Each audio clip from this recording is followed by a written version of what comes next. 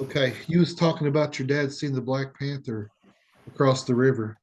Yeah, all my aunts and uncles did too. He has quite a large family. He's number 12, and all of them, they all grew up running around in the woods and stuff, just like me. That's the I don't know. That's the way that generations of my family have always lived. Just love being in the forest.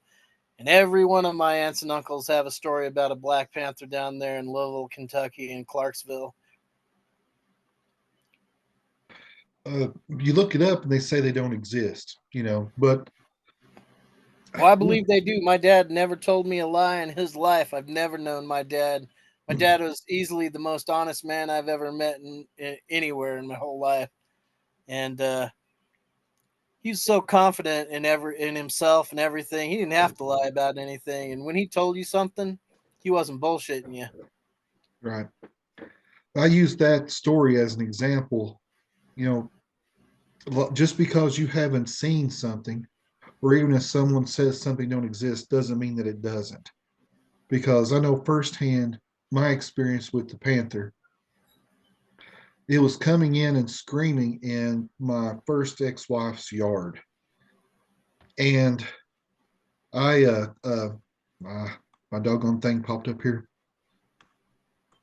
and I left her house one night, and her dad told him not to be out in the yard because there's a panther down there. Well, you look it up, panthers don't exist.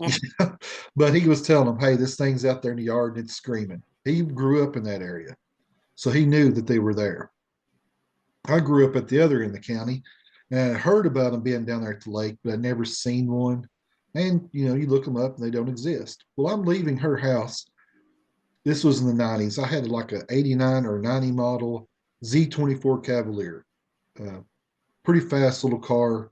Uh, Cavaliers are all four cylinders, whatever. This was the sporty model with a bigger engine. And she had like a driveway that made an L to the main highway. It comes straight out, like the highway's here, and it comes straight out this way and comes straight back to the road. And I lost you. Are you still there? Okay, there you are. All Anyway, right, it cut out. yeah. Anyway, my son lives there in the house that she grew up in now, my oldest son, the one that retired National Guard. Well, not retired National Guard, but he was in the National Guard. Uh, anyway, this thing runs out of her yard. Well, it's a big black Labrador, right? I'm thinking this is a big black Labrador. So I'm following it down the road, and it stays right in front of my car, right in between my headlights. Well, I get to looking, and I can't remember any of the two neighbors that lived over there at the time having any dogs, let alone a Labrador. So I speed up to it, and I realize this thing has got a tail as long as its body. And this thing is taller than a Labrador because it's even with the hood on my Z24 Cavalier. It's That's a big cat. Yeah, the back was even. I'm still thinking this is a dog because I haven't seen its head, right? Well, I follow this thing all the way around the curve and it runs straight down the drive. And when it hits the blacktop, it runs out there to the double yellow lines and stops and turns around and looks at me.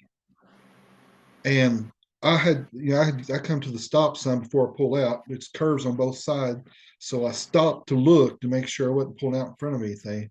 But when my headlights hit it, that thing turned around and looked at me, and all I could see was teeth. It had the head of a cat, a little round head, and it was nothing but big, bright, white teeth in that mouth. Um, so I knew what it was. And I guess it hissed or whatever they do at me, and then it ran off. But I was so shocked when I seen it. I just sat there and froze. You know, You kind of get an inkling of what I felt when I seen this 10-foot werewolf then, because just the shock of seeing something that you don't think exists, like plays in your mind, like it's playing, like your mind's playing tricks on you or something, and you're you're just completely dumbfounded to the point where you're in shock when you see something that's not supposed to exist. Right. Yeah. Yeah. It's something that just, yeah, it did, And then I got to talking to other people about it. And, most people in this area, if you see something, you don't say anything, you know, like the UFO I saw as a kid. Uh, my dad told my grandpa about it. And like 30 minutes after telling my grandpa about it, we walked outside and there the same UFO was again. And my dad looked at my grandpa and he said, "There it is. Now you believe me, don't you?" And the thing just kind of vanished in the sky. And I mean, this thing was huge. It looked like a upside down battleship with like lights all over it. And it shined a big beam of light right down on the airport the first time we seen it. Then it shined a big bright light down on a tobacco barn on my neighbor's property on the neighboring farm. We could see it. It was a long way away, but this thing looked like a city or a upside down battleship. That's the only way I can explain it. Flat on top with things sticking down and just lights all over it. But my grandpa looks back at my dad when that thing just kind of vanishes in thin air, just disappears. Didn't take off, then it just vanished. And my grandpa looks at my dad. He says, or my dad says, "Now you believe me, don't you?" And my grandpa said, "I didn't see anything. And if you're smart, you didn't see anything either." And that's the way most people are around here. So it takes a lot of courage to talk about these things or I'm like at an me. age where I don't give a rat's, about Yeah. what anyone Yeah. thinks anymore. I saw what I saw, and they can take it for a fact or they can call me crazy. I mean, they don't pay my bills, so I don't care. Exactly. I'm the same way. I'm to the point where one of these days I'm going to wake up dead, and it ain't going to matter then. So what I've seen, and I want answers. I want to understand, and that's why I talk about these things and why I find it so fascinating because I want to understand. You know. You're a seeker of knowledge like me. You want to know the facts. And having heard stories like, like your friends were telling about seeing the hyena thing in Afghanistan, and like the ones that my friends were talking about they saw in Afghanistan, I just I thought exactly like most of the general population. Oh, that sounds like bullshit. That's crazy. But I totally rethought that whole line of thinking once I saw that werewolf that night. My mind just went back to all those stories that they told me, and I'm just, man, I totally believe they saw some kind of hyena man that was 8.5 feet tall. Yeah. I 100% believe that. And anyone else that tells me any crazy stories about some animal they've seen out in the woods, I'm a whole lot less prone to disbelieving them nowadays, because that whole event just showed me that no matter how much experience you have out in the woods or how much you think you know, you just don't. You just don't know. There's always something that you don't know about. And just because you haven't seen it doesn't mean it doesn't exist. It's like I was saying the other night to you, whatever is, and it doesn't care what we believe it is, because it's going to be what it is. Yeah, I agree with that. That's 100%. Yeah. Yeah. I had some friends who were out snake hunting one night, and something came to them in the woods that acted like a gorilla. I've watched a lot of documentaries um, on like silverback apes, like in Africa, and the way Mhm. they act really aggressive. And these guys was out shooting snakes around a pond, and there was like 5 or 6 of them. And this thing, when they started shooting, came to them, and it was shaking trees and throwing stuff and beating its chest and bellowing like a big bull. But they never said it was Bigfoot. They don't claim it to be Bigfoot. They do not know what it was. They just know that they shot the friggin' woods down trying to kill it and could Like not that kill it. scene in Predator. Yes, yeah, yeah. They shot the doggone woods up, and they couldn't see. They couldn't hit it with a flashlight. They had like big coon hunting lights, Hmm. like coal mine lights. Spotlights. Yeah, on their hats. They couldn't see it. You know, their dogs started crying and went and got underneath their truck. Whatever this thing was scared their dogs. So I mean, whatever this thing was, just they said it was so fast. Like 1 second it would be over here, like 50 yards this way, and next thing you know, it'd be 100 feet that away. On the opposite sides. Just you know, Well, that tracks with my experience with that dog, man. Other than the slow motion step onto the road, every movement of that creature was pure speed. And everything I saw after the moment it stepped on the road and I hit the gas, just pure acceleration. I mean, it did not stop accelerating until I hit about 50 miles an hour. And it was like a drag race. And it was running sideways at first, was what the most amazing thing, because it kept eye contact with me. It was looking right at me as it ran sideways down the side of the road. And it just, the scramble, it looked so unnatural. But then when it went on to all fours, just the transition from the two legs and to going down on all fours was just so fluid and looked very natural, like it had done it a million times before. And the speed of it, that tracks exactly with what your friends were saying. And maybe these dogmen, I think these dogmen or these werewolves or whatever are in direct competition with Bigfoot. And I think they're both intelligent enough to know each other and to respect each other. Because I mean, even though the Bigfoot that I saw was probably about 8 feet tall, just guesstimating, but it was about a mile away from me when I saw it. It is tiny compared to this werewolf thing. And but you could tell that even from that distance that it was a very powerful creature as well in its own right. Boy, I just think that this werewolf thing had the edge over it. Just similar size muscle, skinnier, not as robust and girthy as the Bigfoot was, but I wouldn't think it was any less powerful. That's for sure. Like I said, this thing could have javelin tossed a full size tree. let me ask you this question. Uh, in doing my research, some people think that the more they discuss what they've seen or even look into the matter, it opens them up for fresh encounters. Is that something that you've thought about or been concerned with?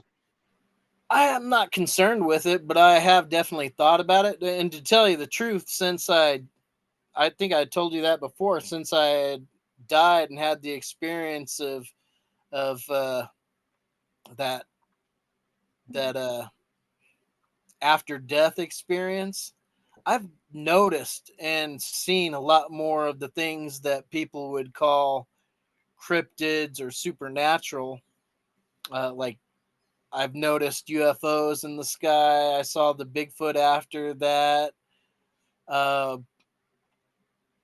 just ghosts. I've seen ghosts aplenty. I don't even question the existence of ghosts anymore.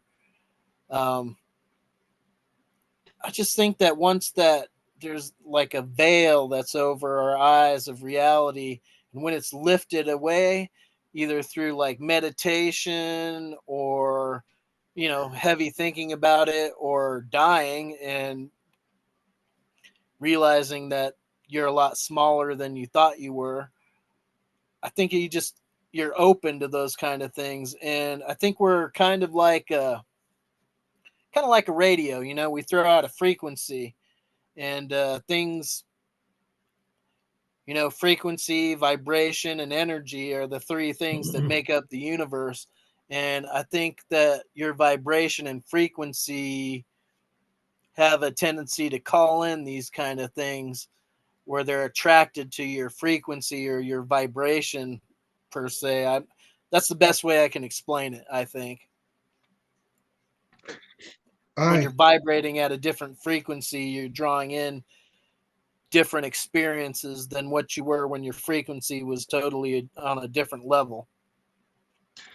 Every time I've ever seen anything, I've seen something in the lake, uh, Lake Cumberland twice, and there's a reported Lake Cumberland monster. It's not as famous as Nessie, but I've actually heard about that.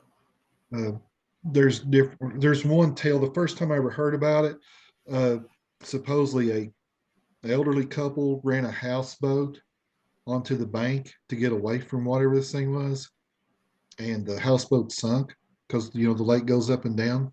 So when it Mhm. went down, the it laid there, and then when it come back up, it kind of sunk.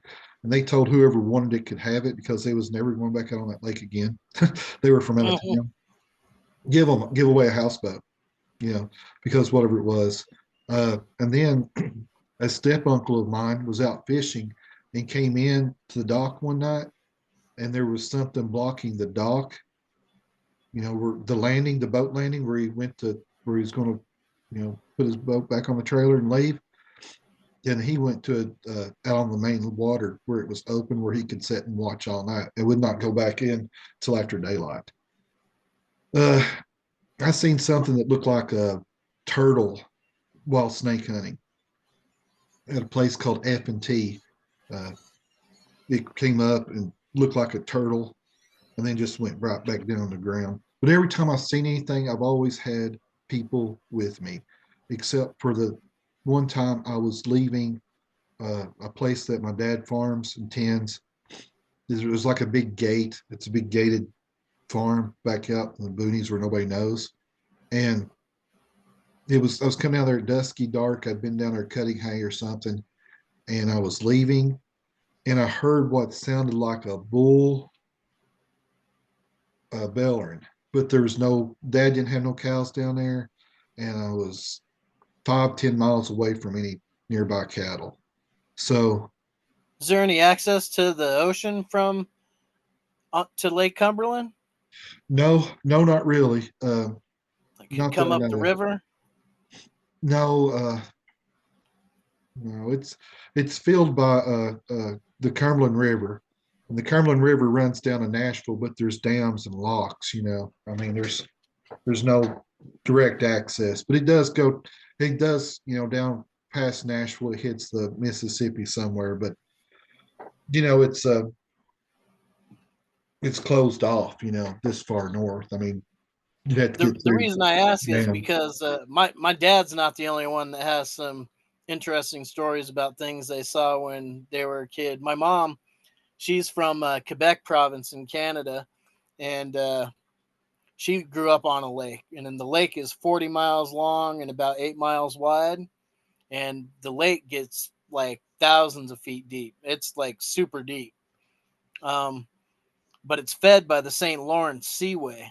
Like, so, bull sharks can get in that lake and stuff like that if they swim up the Right. St. Lawrence Seaway, which is pretty rare because there's not that many because it's kind of cold up there for them. But they've still documented sharks in that lake before. But they have stories about lake monsters there. And I've been there plenty of times. I never saw anything. I swam across the lake before when I was a kid.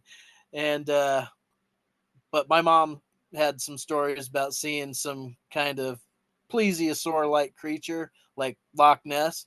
And it's interesting to note that it's on the same latitude line as the Loch Ness on the globe.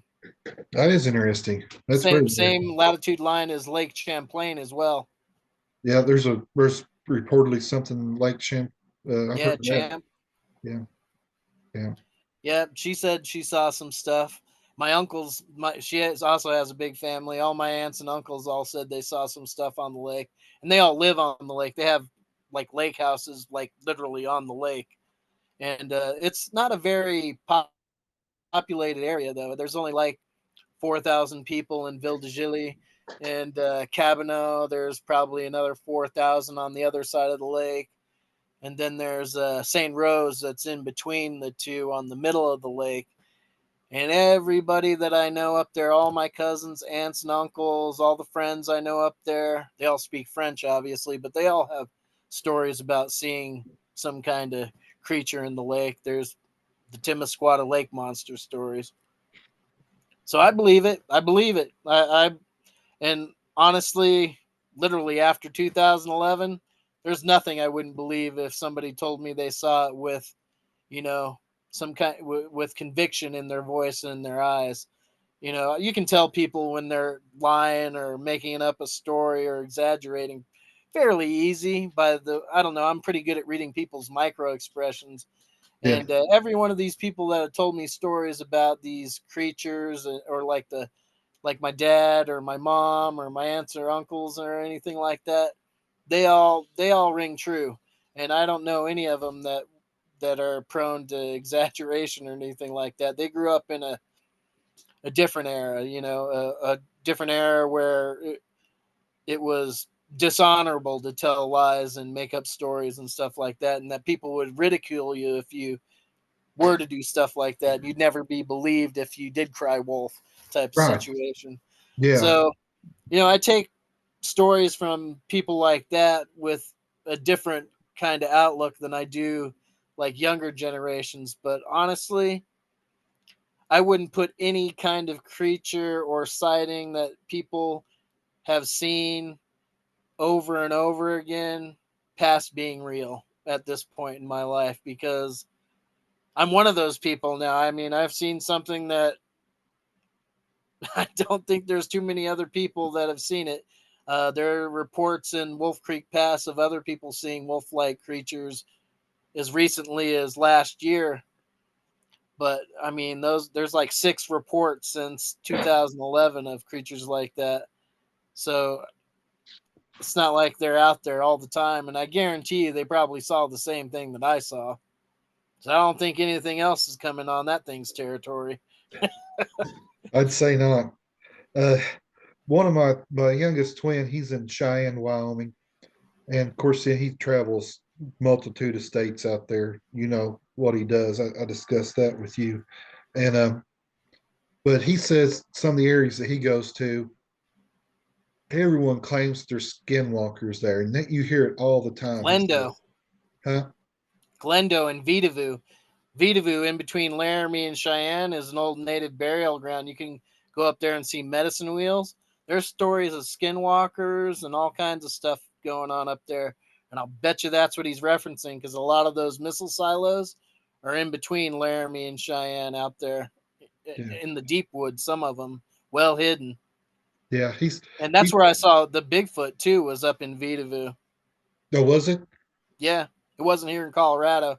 I mean, Laramie is just literally like 40 miles down the road going towards the west, and Cheyenne's just 40 miles down the road going towards the east from Fort Collins here. Yeah, And they're both about 40 miles from each other too. So it's like a perfect 40-mile triangle on each side. That there's just the state line district. It's also where I go out there all the time because I pick up wood, but I'm also a rock hunter. And that's where the largest diamond in North America was found, in that area. And they say that there those gemstones and quartz and stuff like that uh, produce a frequency that draws in those kind of cryptid type creatures that are attracted to that kind of frequency. hmm. And I believe it. I 100% believe that at one point in time, I bet you he's going to see something out there that he's not going to be able to explain. He's going to come to you white faced and shaking like a leaf. Yeah, he's a huge skeptic about stuff like that. I was too. Mhm. I was too. I thought I knew everything. I thought I was smart. I'll tell you something that he did. He was on watch one night at the barracks during AI. Now he's never believed in. He's never had no paranormal experiences. His twin brother, however, has.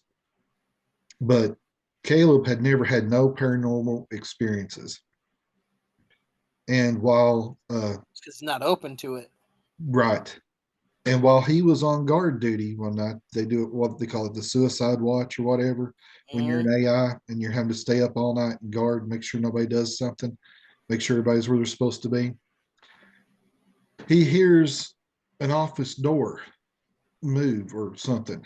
So he goes into that office. I don't even know if he's even supposed to be in there or not, but he heard something in there. So he went in there to check it out. And he said when he walks in there, the drawers open on the desk. Well, see, he saw something supernatural. Yeah, he's seen something there, but he's like, I don't believe this. I don't know what happened. Blah blah blah. But he's and then after that, he's seen like a shadow person here a couple months ago, a month or so ago, in his barracks, standing over his bed. But Oh, my dad told me that all those missile silos have spirits because a lot of those missile silos are built on old like native grounds, burial grounds, and stuff like that. Because you can't throw a stone in Wyoming without being in the native burial ground area. right,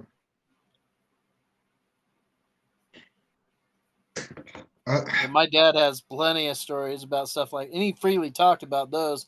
He wouldn't tell you like the makeup of the missile silo or anything like that, but he'd tell you what he saw pretty right, readily. And right, my dad, he said he's seen UFOs. He already knew that they existed, so he was already on the frequency because he knew beyond the shadow of a doubt that they existed. He told me straight up that we're not alone. That's all he ever told me about any of the top secret stuff that he did at Wright Patterson and at F.E. Warren. And he told me straight up, he's like, we're not alone. And, maybe some of these things like the dog man, maybe they're extraterrestrials down here taking a peek. And they're not. And maybe that's why it feels unnatural. And that's why they look so foreign to me anyway. The one that I saw looked completely unnatural and foreign.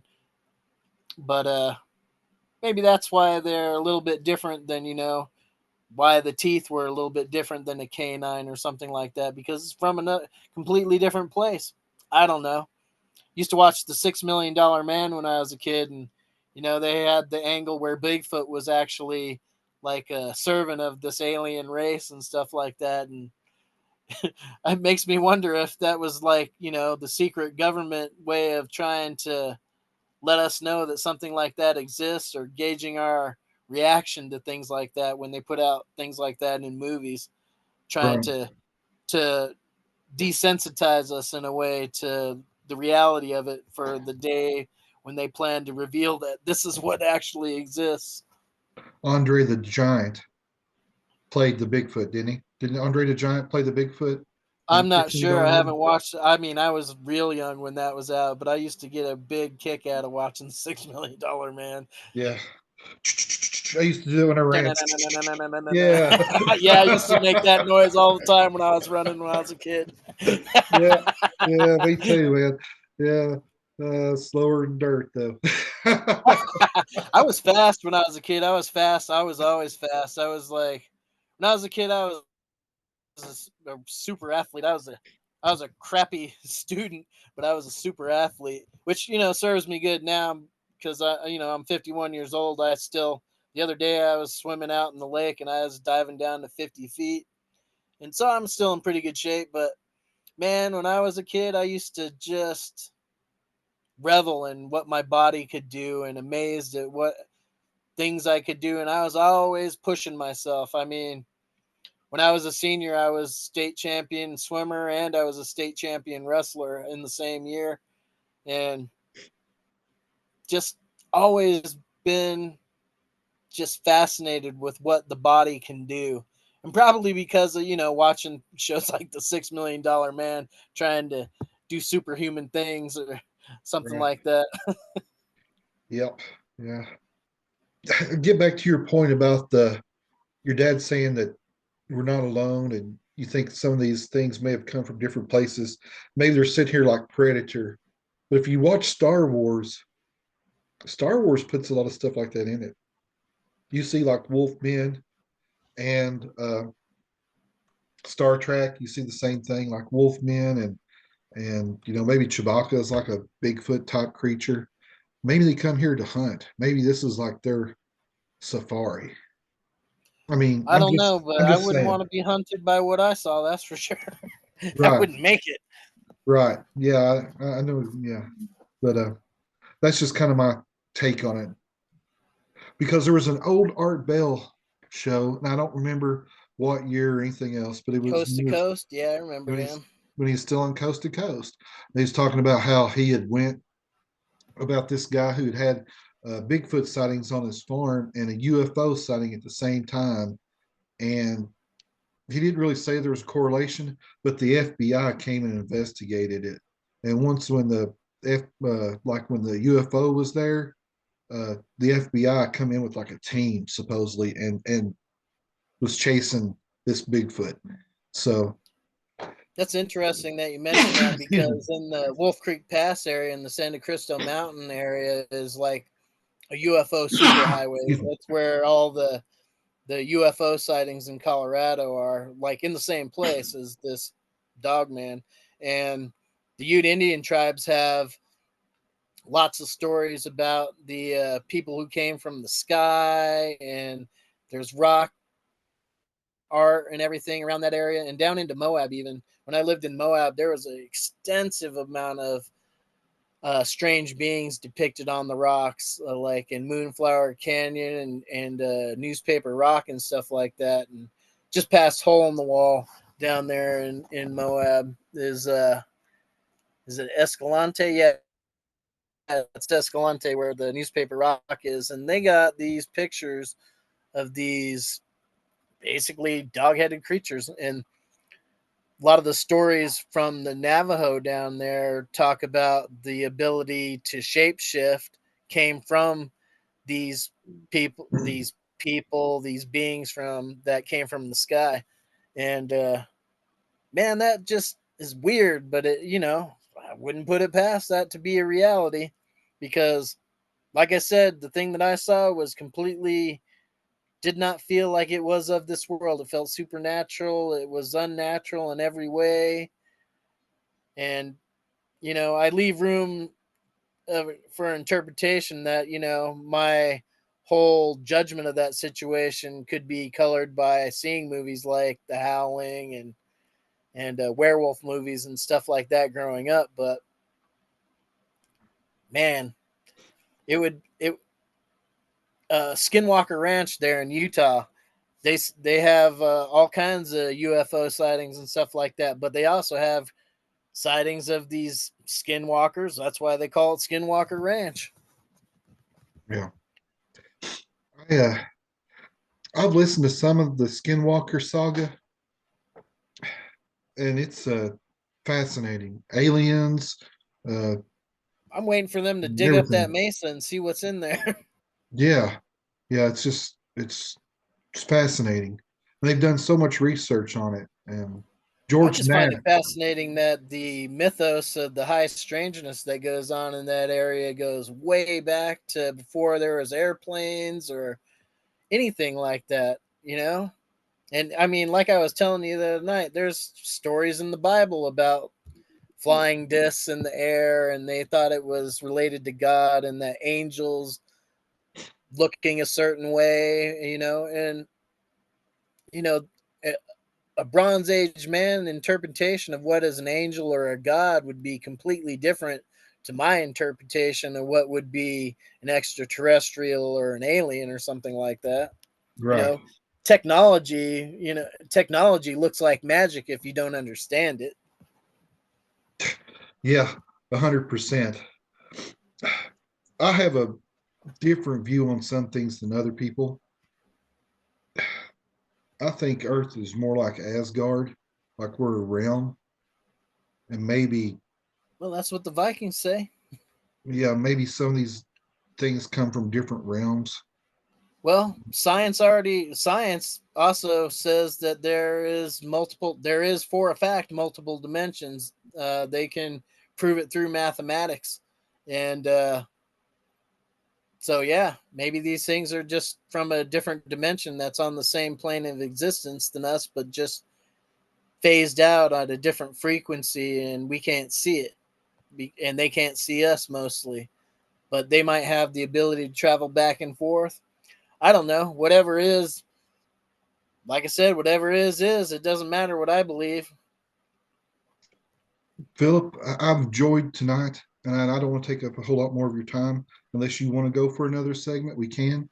But I gotta get some dinner going for the kids, but I definitely enjoyed our talks. If you want to hear some other stories or anything like that, and I have any insight on it, feel free to reach out.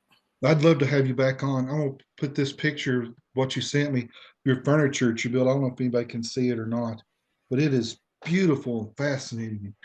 Uh, that is that is just remarkable, the work that you do. Uh, Thanks.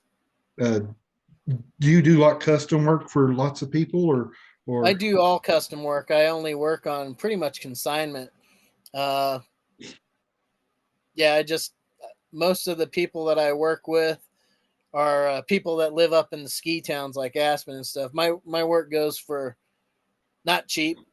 I used to make the cheap log furniture for a company called Blue Ridge Log Works, and after I made 300 or 400 of those different beds that they're cookie cutter, everyone can copy them. I decided I wanted to make beds that nobody could ever reproduce, and I could never reproduce because I didn't want to make the same bed twice anymore. right, So that's why I picked the juniper that I pick, is you can see the curves in it and stuff, and you never get the same curves in a bed. You can make a similar bed, but they won't be exactly the same. right? It's beautiful. The table, the bed, everything's just beautiful. Do you have a website or anything that people can contact you with, or email or anything if they'd be interested? Did I lose you?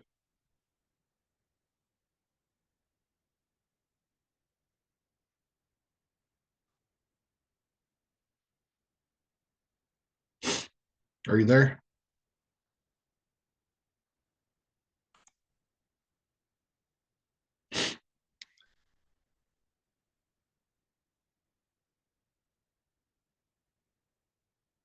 I think I've lost him. Uh, I'll get his permission. I'll put his email on here so that you can contact Philip. He does some great work. Great work. It's beautiful. It's beautiful work, and we'll try to help him get some business if we can.